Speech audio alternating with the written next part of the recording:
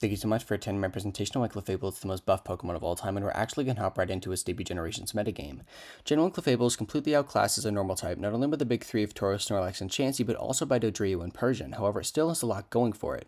Its bulk is fine, and access to strong special coverage in Blizzard and Thunderbolt lets it nail common threats like Golem and Execute while spreading paralysis.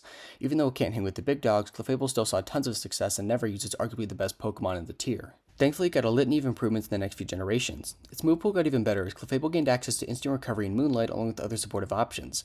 Now it could run Encore, Heal Bell, and even Wish to keep its team healthy throughout games, but even more important was its newfound offensive prowess. It got one of the best abilities in the game, Magic Guard, letting it avoid all damage not dealt by direct attacks. This not only kept it safe from hazards and toxic, but also gave it more offensive options. Clef's mediocre base 70 attack became really fucking deadly with Stab Double Edge. Its Magic Guard kept it from taking recoil damage. It could even run Life Orb, taking advantage of the power boost without losing 10% of its health each attack.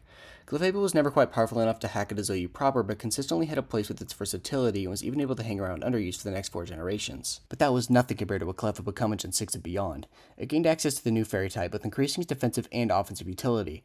Clefable finally got some resistances, a boon for a bulky Pokemon. Now it can switch into Dark Dragon and fighting moves and fire back with a super effective Stab.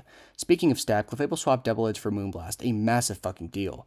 Now it could use its buff special effect stat to dish out huge Life Orb boosted damage, often with a Calm Mind on top. If Magic Guard isn't your style, Clef hit the jackpot in the gym world by getting Unaware.